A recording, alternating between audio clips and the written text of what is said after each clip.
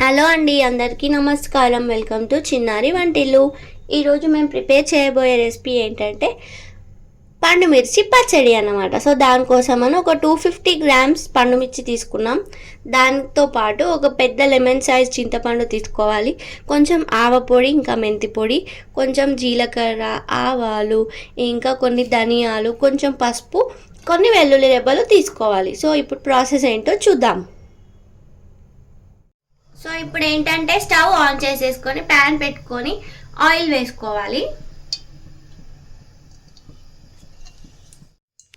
So oil కొంచెం లైట్గా వేడయ్యాక పండు మిర్చి యాడ్ చేసుకోవాలి.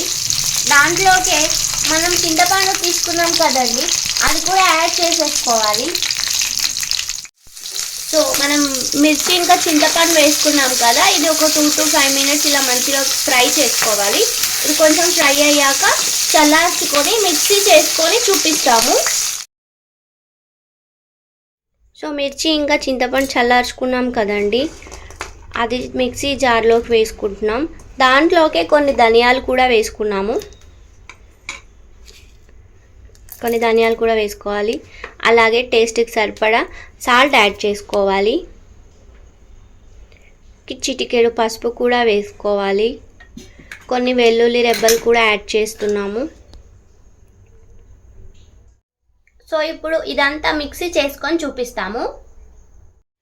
చూసారు కదండి, కన్సిస్టెన్సీ ఇలా వచ్చేంత వరకు, బాగా మెత్తగా కాదు, బాగా రఫ్గా కాదు, ఇలా స్మూత్ కన్సిస్టెన్సీ వచ్చేంత వరకు గ్రైండ్ చేసుకోవాలి. ఇప్పుడు దీన్ని మేము పోపు వేసుకొని చూపిస్తాము. సో ఇప్పుడు స్టవ్ ఆన్ చేసుకొని గిన్నె పెట్టేసుకోవాలి. ఇప్పుడు దాంట్లో ఆయిల్ వేసేసుకోవాలి. సో ఆయిల్ వేడయ్యాక దాంట్లోకి మనం కొంచెం జీలకర్ర వేసుకోవాలి, దాంతోపాటు కొన్ని ఆవాలు కూడా వేసుకోవాలి. అలాగే కొంచెం కరివేపాకు కూడా వేసుకోవాలి. కరివేపాకు కూడా వేసేసుకొని ఒకసారి మిక్స్ చేసుకోవాలి. సో ఇప్పుడు స్టవ్ ఆఫ్ చేసేసుకోవాలి. సో స్టవ్ ఆఫ్ చేసుకున్నాక మనం గ్రైండ్ చేసి పెట్టుకున్న పేస్ట్ ఉంది కదండి, అది యాడ్ చేసుకోవాలి.